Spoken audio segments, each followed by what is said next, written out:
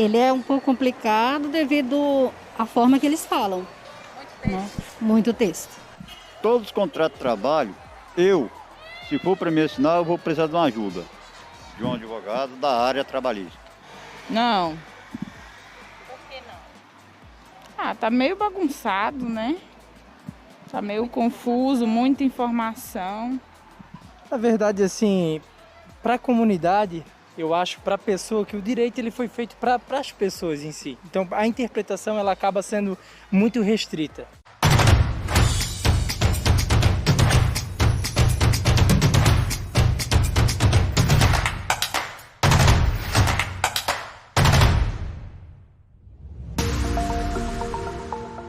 Solucionar essas questões jurídicas pensando no ser humano, descomplicar o famoso juridiquês, simplificar os longos textos e dar autonomia ao cidadão para que ele possa entender um processo judicial. Esses são alguns dos objetivos do Legal Design ou Visual Law, a aplicação do design aliada ao direito. O que é Visual Law? É levar o design para o direito para melhorar a experiência com a informação jurídica. Pensar em novas formas de se comunicar de uma forma mais acessível nos documentos. E aí entra o Visual Law, ou direito visual. Esse nome Visual Law acabou pegando, ele é muito usado no Brasil, lá fora não tem a mesma, o mesmo glamour que pegou aqui, né? Mas são nomes diferentes para as mesmas coisas. É melhorar o consumo da informação jurídica. O legal design é tudo que a gente pode mapear a nível de problemas dentro do mercado jurídico e a gente pode chegar em várias soluções. Melhora de ambiente, pensar em novas formas de cobrança mais adaptadas àquele nicho específico de usuário, pensar em novos fluxos de trabalho dentro de departamentos jurídicos que gerem um pouco mais de agilidade. Enfim, a gente vai traçar um mapa daquele usuário e entender qual é o perfil. Depois a gente vai mapear quais são os problemas que existem ali, pensar nas soluções e aí sim criar um protótipo, que é criar um modelo para a gente poder validar com esse mesmo usuário, né? O famoso antes e depois. Primeiro a gente vai mapear os problemas, tenta elaborar uma cláusula, alguma coisa de uma forma diferente, e depois a gente vai validar com esse usuário para ver se aquilo de fato está ou não mais acessível para ele. O design, ele tem um jeito muito diferente do direito. Talvez essa seja a grande beleza da junção dos dois, né? Os dois existem para resolver problemas, mas olham problemas de um jeito diferente. Enquanto no direito a gente encontra 1 milhão de soluções rápido e tem a preocupação de blindar, né, o cliente, blindar a situação, proteger, o design anda muito no campo da experimentação, dos testes, aonde o erro é possível e testando, prototipando, fazendo o tempo todo. Então, com isso, a gente ganha muito mais agilidade, a gente ganha muito mais compreensão, porque aquele vai e volta, e é aquela velha história de que o jurídico é sempre o gargalo, porque a gente nunca consegue entender, a gente conseguiu quebrar isso através de um processo de legal design, aplicação de técnicas de visual law, e a gente recebeu um feedback super positivo da empresa de que, olha, tempo para a gente é dinheiro, como é para todo mundo, mas para uma startup especificamente, que em 3 meses muita coisa pode acontecer, eles conseguiram a assinatura do documento em 3 dias. E isso a gente pode conseguir em qualquer documento jurídico, né? Primeira coisa que eu tenho para te dizer é comece logo. Comece pequeno, né? Comece de forma experimental, mas comece logo. Faça junto com outras pessoas. Procure, né, dentro da sua equipe aí, chamar outras pessoas para colaborar. Quanto mais diversa a sua equipe for, melhor. É muito importante você envolver algum designer nesse trabalho.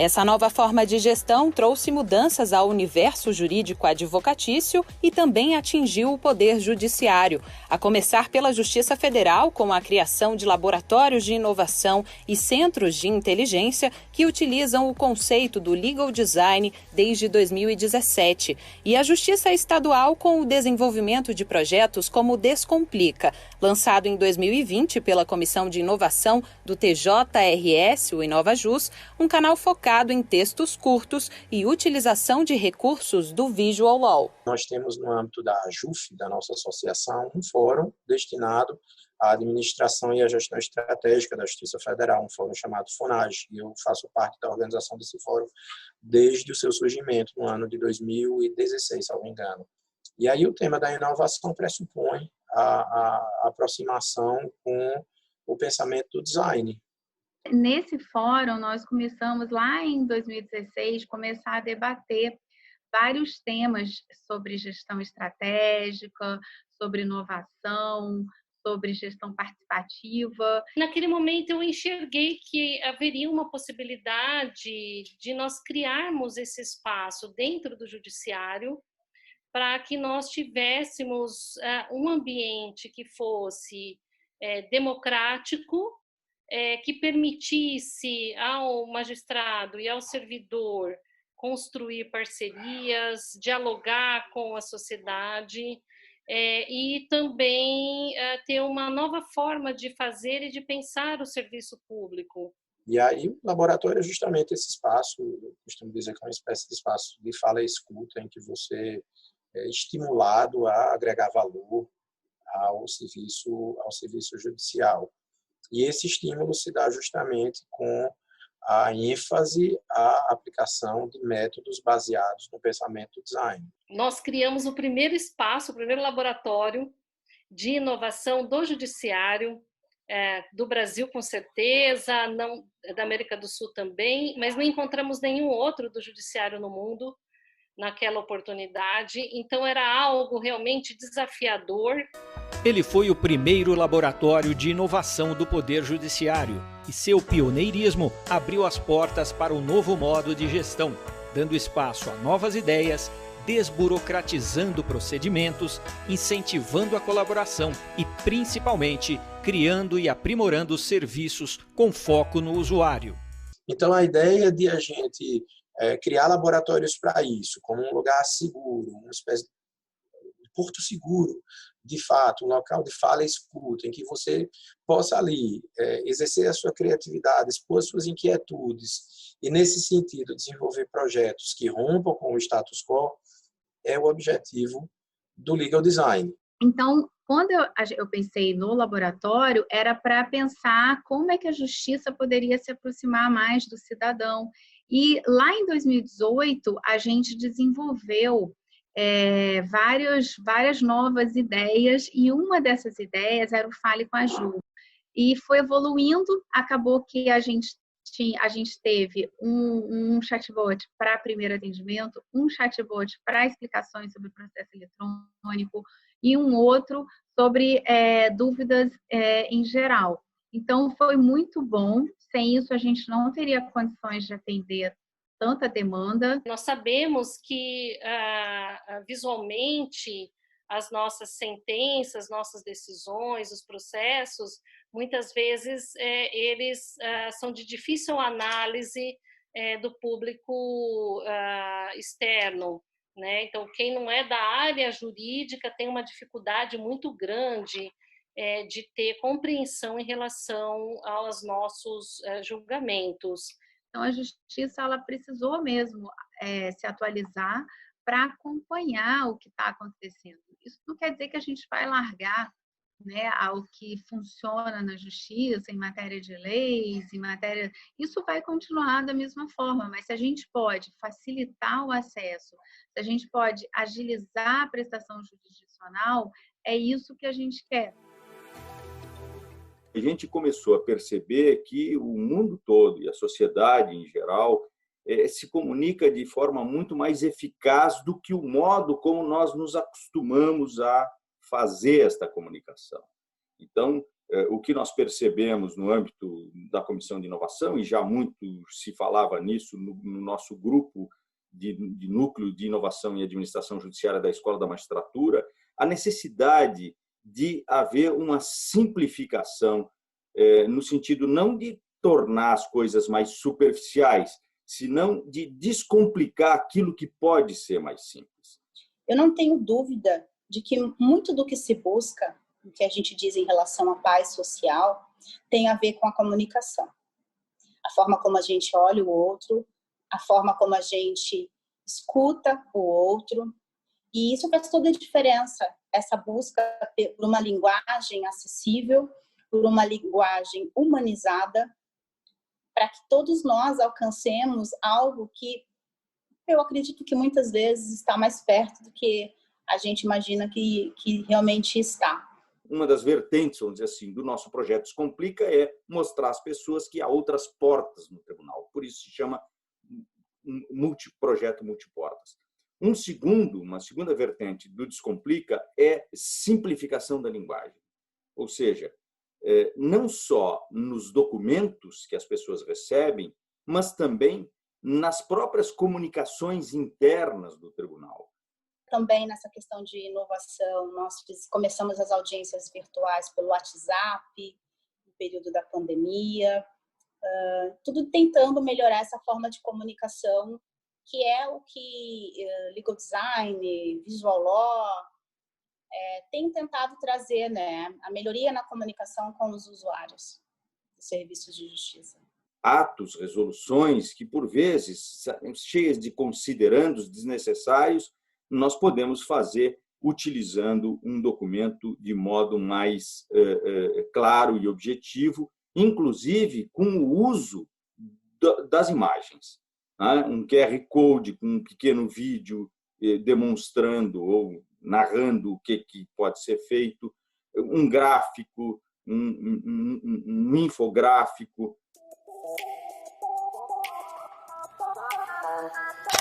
Esse vídeo foi realizado para melhorar a comunicação e aproximar o Poder Judiciário dos usuários dos serviços do sistema de justiça. Por isso, eu vou realizar algumas explicações em relação ao documento que foi enviado à senhora ou ao senhor por carta ou por mandado por meio do senhor oficial de justiça. Pessoa que eu peço que os senhores recebam com bastante educação e gentileza, porque se trata de um profissional muito importante para o funcionamento da justiça.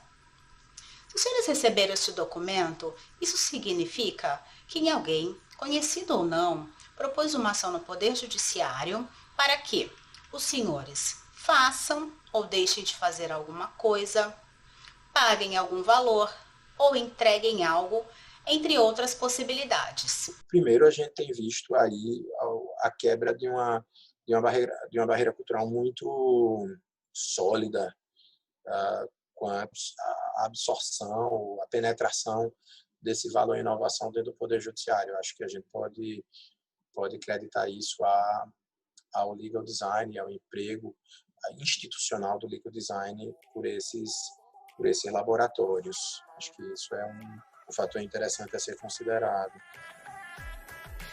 Essas novas ferramentas que aproximam o cidadão da justiça chegaram também à mais alta corte do país. Apostando em uma linguagem mais simples e atrativa, o STF criou em 2020 um novo padrão de informativo e o plenário virtual em evidência. Nós estamos comemorando hoje a edição do número 1000 do Informativo do Supremo. E a atual gestão do tribunal está lançando seu formato inovador, que será reproduzido daqui em diante. Esta edição especial de aniversário marca a entrega do projeto de modernização do informativo, priorizando a melhoria da experiência dos usuários e o uso de novas tecnologias. Em reuniões preliminares, antes de iniciarmos a gestão, eu tive a oportunidade de participar de uma reunião com o próprio ministro Luiz Fux e os demais representantes da nova gestão, em que ele disse expressamente: pessoal, eu quero que o cidadão comum, o cidadão que não tem formação jurídica, o cidadão do interior do país, que ele leia os nossos produtos, que ele veja as nossas matérias, as nossas produções e ele entenda, que seja uma linguagem simples, acessível a todos. Aqui está mais explicado, né? Mais resumido, que ali a pessoa não ia ler aquilo tudo, não. Aqui já está bem melhor, bem mais explicado. Esse ficou bem mais fácil. De fato, ele se torna um pouco mais didático, traz um pouco para o olhar, de fato, da sociedade. O direito ele foi feito para a sociedade, então, de fato, olhando assim, obviamente, dá uma facilitada. Então, a partir de agora, a partir da edição número 1000 especial do informativo, que existe desde 1995, nós passamos a ter essa reformulação do conteúdo que se transformou, passou a ser simples, direto, intuitivo e voltado para melhorar a experiência dos usuários por meio das técnicas e dos conceitos de legal design. A nova edição, ela, além de apresentar o informativo tradicional, que são notícias dos julgamentos realizados, também passou a apresentar um novo serviço. E esse novo serviço, ele diz respeito ao plenário virtual. E nós intitulamos esse serviço como Plenário Virtual em Evidência, que são as sessões que acontecem por meio de ambiente virtual, ambiente eletrônico. Então, a publicação da obra na comunidade internacional está surtindo um grande efeito e ela também aplicou conceitos de design law, de legal thinking, para apresentar uma linguagem simples, direta, em língua inglesa e que usa efeitos visuais, como por exemplo com interação por meio de QR codes. O leitor pode clicar em ícones que ele já será redirecionado para outras questões específicas, como vídeos de julgamentos. Um dos eixos hoje do Supremo Tribunal Federal, na gestão do ministro Fux, é justamente essa questão da inovação, né? E o Supremo tem o Victor, que é um sistema que já agilizou assim, de forma enorme a forma como você processa, né, os recursos que chegam no Supremo, que o volume também é enorme. Então, o que, por exemplo, um assessor fazia em 1, 2 dias, hoje o Victor faz em alguns segundos. Apesar de a metodologia do legal design já ser uma realidade em boa parte do Poder Judiciário, a implementação efetiva dessas novas ferramentas percorre um longo caminho de adaptação. Hoje, muita gente sabe, mas a gente ainda está na bolha da inovação jurídica. Vamos esquecer que, né, o mercado de advogados, de prestadores de serviço, o judiciário, são áreas gigantescas, né? E tem muita gente que nunca ouviu falar e não sabe como é ainda. Então, é um desafio grande você levar essa cultura de olhar para o usuário antes de tudo. Eu posso resumir, o principal desafio é uma palavra simples, chama cultura. Eu acho que o primeiro desafio, e eu acho que se a gente conseguir quebrar essa barreira, todo o resto vai caminhar, que é justamente a palavra famosa que ficou, né, no mercado de inovação, que é a mudança de mindset, né, a mudança de pensamento, é a forma de você aceitar que as coisas mudaram, né? Existem muitas crenças, né, na área jurídica, de que você precisa de uma linguagem pomposa, de que você precisa de certas posturas. Eu sempre digo que o direito é uma área séria, é uma área que tem liturgia e é uma área que tem complexidade. A gente trabalha com conceitos muito complexos, mas a gente não precisa de rebuscamento, a gente não precisa de dificuldade. Ninguém pretende aqui converter as decisões judiciais numa linguagem coloquial, absolutamente. Não é essa a ideia. A ideia é que sejamos mais claros e objetivos. Isso não vai afrontar a sua capacidade técnica enquanto advogado. Que diminuir um pouco o juridiquês, né, e a forma rebuscada de falar não significa extinguir, mas adaptar. Tem muita gente que acha que legal design é muita tecnologia, é muita parafernália tecnológica. A gente não é um olhar para o humano, conecta com tecnologia também, mas começa pelas pessoas. A gente tem que focar no que as pessoas realmente precisam e não criar tecnologias por criar, não é isso. É você acompanhar aí o que há no mercado e ver e de uma forma também segura, né? Então, no começo nós tivemos sim resistências, algumas contundentes de que não conseguiam enxergar onde o projeto ia chegar.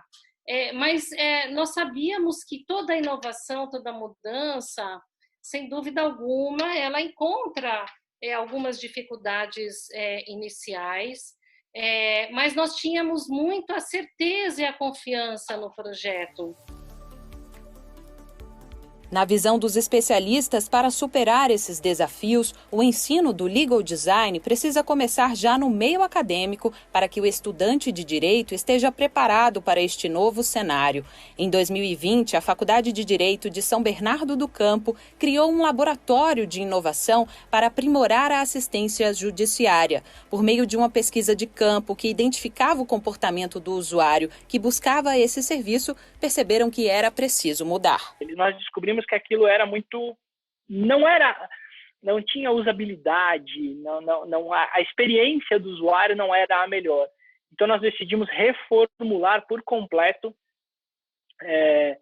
essa chamada, digamos, para o cliente da assistência judiciária, mexer no site, mexer nos mecanismos pelos quais ele poderia obter as informações e ter acesso à assistência judiciária. O engajamento deles foi demais, pessoas chegaram a dizer, olha, a Faculdade de Direito foi ressignificada para mim, na verdade, exatamente por essa quebra desse paradigma que existe de burocracia, de rigidez, de linguagem, uma coisa que eu sempre bati muito, acho que nós somos muito egoístas em linguagem, nós falamos para nós mesmos, para os nossos pares, e depois reclamamos de receita de médico, né? Então, uma coisa que eu sempre falei para os meus alunos em geral e para os alunos do laboratório é isso, né? Nós temos de nos comunicar, nós temos de nos fazer entender pela população em geral e não apenas para os nossos pares. Então, o retorno do alunado foi fantástico até aqui. Porque não vai adiantar a gente mudar o mercado, mudar quem já está estabelecido no mercado, quem já trabalha, que isso, sem sombra de dúvida, é até mais difícil. Quem já está há muitos anos trabalhando de uma determinada forma, né, trabalhando de uma maneira, você implementar essa mudança de cultura é mais difícil. Mas mudar a cabeça dos jovens, mudar a cabeça de quem está na academia, isso não só é mais fácil, como é essencial. A ideia é que a gente consiga efetivamente preparar as pessoas para que elas consigam se comunicar adequada e efetivamente resolver problemas. Segundo dados do Conselho Nacional de Justiça, o Poder Judiciário ultrapassa a marca dos 70 milhões de processos que aguardam uma solução definitiva. Por esse motivo, além de estabelecer uma relação de transparência com quem recorre à justiça, o legal design se mostra como uma ferramenta de prevenção de conflitos. Quanto mais as pessoas entenderem os textos jurídicos, as decisões e teses, menos demandas elas levarão ao judiciário. A gente esquece que essa legislação ela é destinada para a população, para o homem médio, como a gente costuma chamar dentro do mercado jurídico. E essas pessoas elas precisam entender as leis, elas precisam entender os contratos que elas manuseiam nas relações consumeristas, elas precisam entender os documentos aos quais elas são submetidas nas relações de dia a dia, nas negociações. Por elas justamente não entenderem, é que elas acabam tendo problemas e vão levar esses problemas para o judiciário e vai inchar cada vez mais a máquina judicial com uma série de processos que poderiam ser resolvidos de forma extrajudicial ou de forma pacífica pela simples compreensão como um todo, né? O que a gente percebe muitas vezes é no âmbito dos processos, inclusive nos juizados especiais, que as pessoas não compreendem bem qual é a decisão adotada e, às vezes, pior do que isso, não entendem o que elas têm que fazer quando recebem, por exemplo, um mandado de intimação. Quando as pessoas vêm até nós, ainda assim, temos a impressão de que todos estão inseguros. Então, essa situação nos faz refletir até onde a nossa comunicação, e quando a gente fala em comunicação, a gente fala em comunicação de todas as formas, né? Até onde essa comunicação realmente está sendo efetiva. O maior ganho dessa transformação que o legal design traz para o judiciário é a transformação em termos de engajamento dos juízes, servidores com o serviço que é prestado.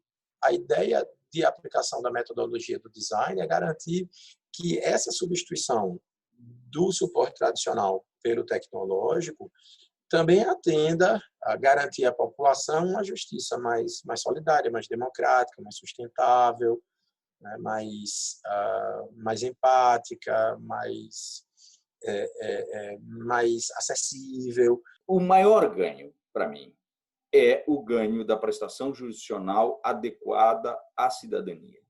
Porque o judiciário ele não trabalha para si mesmo. O judiciário é, além de um poder de Estado, um prestador de serviço. E ele presta o serviço para as pessoas.